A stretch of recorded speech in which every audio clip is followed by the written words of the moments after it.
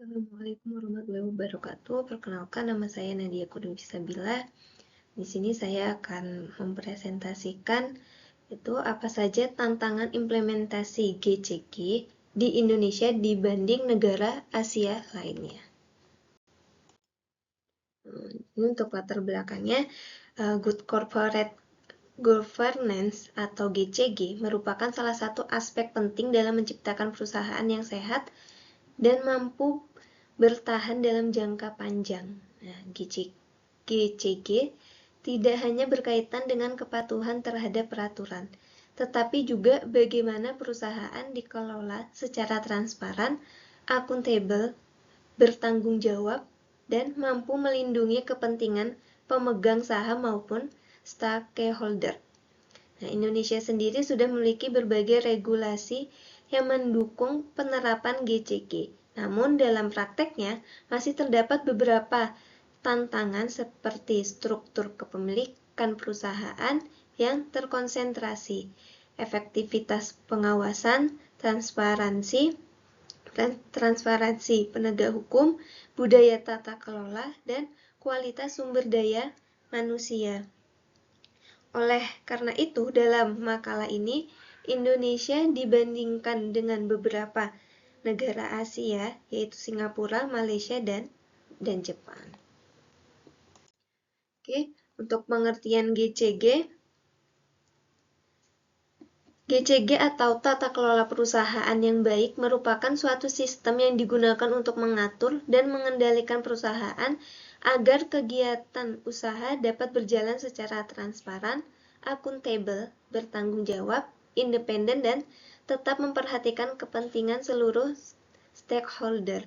Nah, jadi GCG itu sebenarnya tidak hanya berhubungan antara pemegang saham dan manajemen saja, tapi di dalamnya juga terdapat hubungan antara direksi, komisaris, auditor, regulator, karyawan, kreditur, konsumen, dan masyarakat.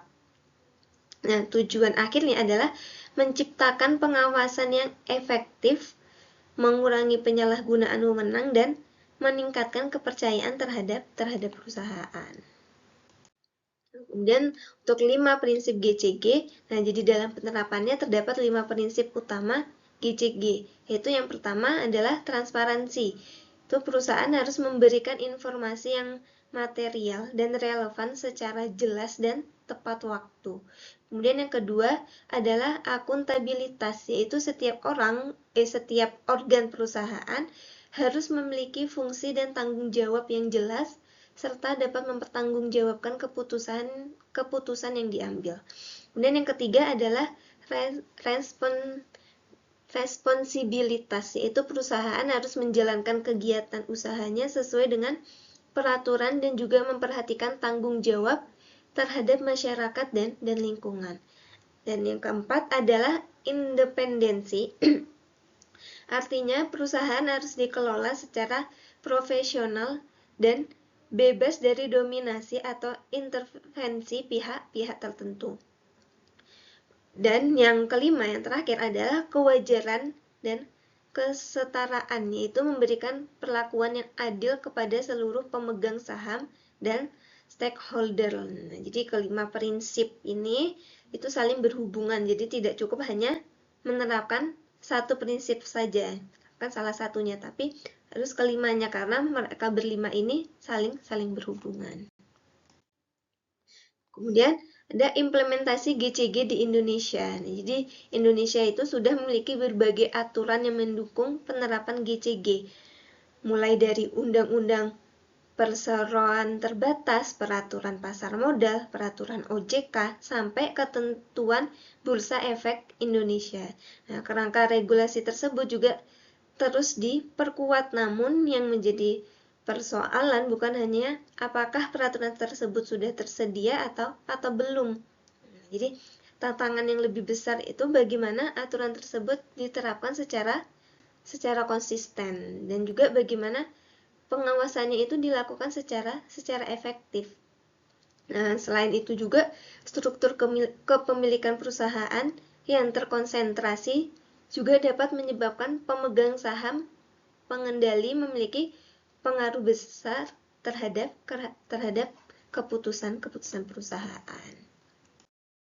Nah, kemudian ada tantangan implementasi GCG di Indonesia. Dari pembahasan sebelumnya kan terdapat 6 tantangan utama dalam implementasi GCG di Indonesia. Yang pertama adalah konsentrasi kepemilikan perusahaan, yang dapat menimbulkan konflik antara pemegang saham pengendali dan pemegang saham minoritas. Kemudian yang kedua, efektivitas pengawasan, adanya komisaris, komite audit, dan auditor belum tentu menjamin pengawasan berjalan efektif apabila hanya dilakukan sebagai formalitas.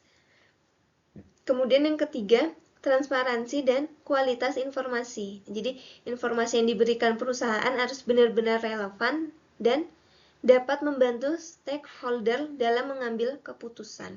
Kemudian yang keempat, penegak hukum dan pengawasan yang harus dilakukan secara konsisten. Nah, kemudian yang kelima, budaya tata kelola perusahaan. Nah, karena GCG harus menjadi bagian dari budaya perusahaan, bukan hanya aturan tertulis. Kemudian dan yang terakhir adalah kualitas sumber daya manusia. Karena penerapan GCG membutuhkan SDM yang memahami akuntansi, audit, resiko, hukum, dan tata kelola. Kemudian untuk implementasi GCG di Singapura. Nah, jadi di Singapura itu dikenal memiliki lingkungan bisnis dan pasar modal yang relatif kuat. Dia lebih kuat dibanding Indonesia. Nah, jadi penerapan GCG di sana didukung oleh regulasi, kode tata kelola perusahaan, mekanisme pasar modal, dan pengawasan yang relatif kuat. Salah satu hal yang menjadi perhatian adalah transparansi dan perlindungan investor. Nah, jika dibandingkan dengan Indonesia, salah satu keunggulan Singapura adalah lingkungan kelembagaan dan penegakan aturan yang relatif kuat. Jadi, penegakan aturan di Singapura itu lebih kuat, bisa dibilang sangat kuat dibanding Indonesia. Tetapi bukan berarti Singapura tidak memiliki masalah. Tetap Singapura juga ada kendala, tetap terdapat tantangan seperti menjaga independensi dewan, transparansi, dan potensi konflik kepentingan. Dan untuk implementasi GCG di Malaysia. Nah, di Malaysia juga aktif mengembangkan praktik tata kelola perusahaan melalui berbagai regulasi dan pedoman yang mendorong transparansi, akuntabilitas, serta peningkatan kualitas dewan perusahaan. Nah, Malaysia juga menjadi bagian dari ASEAN Corporate Governance Scorecard yang digunakan untuk membandingkan praktek tata kelola perusahaan di negara-negara ASEAN. Jadi, salah satunya pembelajaran yang dapat diambil Indonesia dari Malaysia adalah pentingnya konsistensi antara aturan dengan penerapannya. Nah, namun, Malaysia juga masih menghadapi tantangan, terutama berkaitan dengan struktur kepemilikan dan hubungan antara pemegang saham pengendali dengan pemegang saham minoritas. Nah, untuk implementasi GCG di Jepang, Jepang memiliki karakteristik sistem tata kelola yang berbeda dengan Indonesia maupun negara ASEAN. Nah, perkembangan GCG di Jepang berkaitan dengan informasi perusahaan, peningkatan transparansi, penguatan fungsi dewan, dan perhatian terhadap kepentingan investor. Nah, Jepang terus melakukan reformasi tata kelola untuk menyesuaikan dengan perkembangan dunia bisnis. Nah, hal yang dapat dipelajari Indonesia dari Jepang adalah bahwa reformasi tata kelola tidak bisa hanya meniru sistem negara lain. Nah, penerapannya harus disesuaikan dengan kondisi hukum, ekonomi, budaya, dan struktur perusahaan masing-masing negara. Nah, ini untuk perbandingan 4 negara tadi, Indonesia, Singapura, Malaysia, Jepang. Nah, jika kita dibandingkan keempat negara tersebut, terdapat beberapa perbedaan. Indonesia memiliki kerangka regulasi yang terus diperkuat, tetapi masih menghadapi tantangan dalam penegakan, pengawasan, struktur kepemilikan, dan budaya GCG. Nah, kalau Singapura itu relatif memiliki kerangka dan pengawasan yang lebih matang dibanding Indonesia. Malaysia juga terus mengembangkan tata kelolanya, tetapi masih memiliki tantangan terkait kepemilikan yang terkonsentrasi dan perlindungan pemegang saham. Nah, kalau sedangkan Jepang itu terus melakukan reformasi tata kelola untuk menyesuaikan dengan perubahan lingkungan bisnis. Nah, jadi perbedaan itu bukan berarti satu negara tidak memiliki masalah GCG. Si suatu negara memiliki masalah GCG tersebut. Tetapi lebih kepada tingkat kematangan institusi dan efektivitas penerapannya. Nah, ini untuk faktor penyebab perbedaannya. Jadi mengapa sih implementasi GCG antar negara bisa berbeda? Ya, yang pertama adalah sistem hukum dan kualitas penegakan hukum. Nah, yang kedua adalah struktur kepemilikan perusahaan. Karena struktur kepemilikan dapat mempengaruhi hubungan antara pemegang saham, pengendali, dan minoritas. Kemudian yang ketiga adalah kualitas lembaga pengawas. Keempat, itu budaya perusahaan. Perusahaan yang memiliki budaya integritas dan keterbukaan akan lebih mudah menerapkan GCG. Nah, dan yang kelima adalah kualitas sumber daya manusia. Jadi penerapan GCG tidak hanya ditentukan oleh peraturan, tetapi juga oleh kualitas institusi dan orang-orang yang menjalankannya. Ini upaya meningkatkan GCG di Indonesia. Apa aja sih upayanya? Yaitu untuk meningkatkan implementasi GCG di Indonesia, terdapat beberapa upaya yang dapat dilakukan. Yang pertama, memperkuat penegakan regulasi agar pelanggaran mendapatkan tindakan yang konsisten. Yang kedua, meningkatkan independensi Dewan Komisaris dan Komite Audit. Yang ketiga, memperkuat perlindungan terhadap pemegang saham minoritas. Yang keempat, meningkatkan kualitas pengungkapan informasi agar investor memperoleh informasi yang akurat dan tepat waktu. Dan yang kelima, meningkatkan kompetensi sumber daya manusia. Dan yang tidak kalah pentingnya, itu membangun budaya integrasi sehingga GCG tidak hanya dianggap sebagai kewajiban administratif. Nah, untuk studi kasus PT Garuda Indonesia, itu ini untuk contoh studi kasusnya PT Garuda Indonesia. Kasus ini menarik karena Garuda Indonesia itu memperoleh penilaian GCG yang sangat-sangat baik pada tahun 2017. Itu indeks GCG Garuda Indonesia tercatat sebesar 92,764. Nah, sedangkan pada tahun 2018 sebesar 93,850. Naik kan, meningkat, dan keduanya mendapatkan predikat very good. Nah, namun pada periode yang sama masih terdapat berbagai permasalahan tata kelola yang menjadi perhatian publik. Nah, hal ini menunjukkan adanya kesenjangan antara penilaian formal GCG dengan praktek tata kelola yang sebenarnya.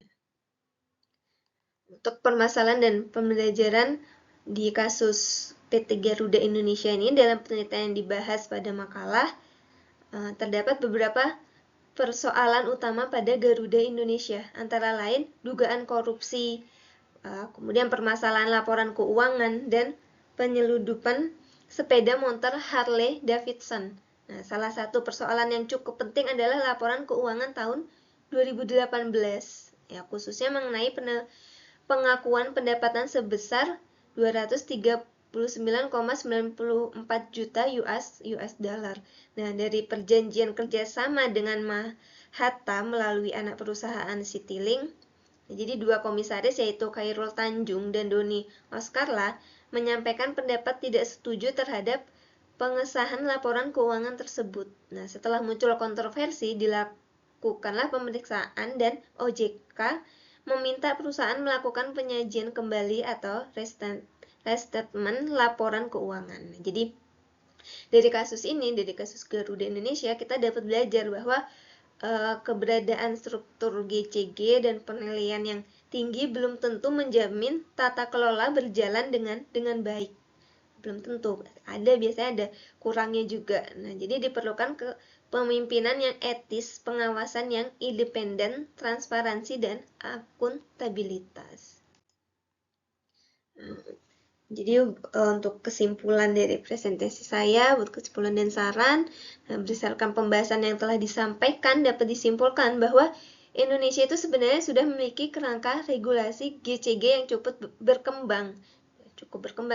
Namun masih terdapat berbagai tantangan dalam penerapannya, terutama konsentrasi kepemilikan, efektivitas, pengawasan, transparansi, penegakan hukum, budaya tata kelola, dan kualitas sumber daya manusia. Nah, dari perbandingan dengan Singapura, Malaysia, Jepang, Indonesia dapat mengambil pembelajaran terutama dalam hal penguatan institusi, pengawasan, perlindungan investor, transparansi, dan konsisten penerapan. Nah, jadi kasus Garuda Indonesia juga menunjukkan bahwa GCG tidak cukup hanya dipenuhi secara formal. Nggak cukup cuman formal saja. Prinsip GCG itu harus benar-benar diterapkan dalam perilaku, pengembalian keputusan, pengawasan, dan budaya perusahaan. Oleh karena itu, perusahaan, manajemen, komisaris, regulator, dan seluruh stakeholder perlu bekerja sama untuk meningkatkan kualitas GCG di Indonesia. Cukup sekian presentasi saya. Banyak kurangnya, banyak lebihnya saya mohon maaf yang sebesar-besarnya. Assalamualaikum warahmatullahi wabarakatuh.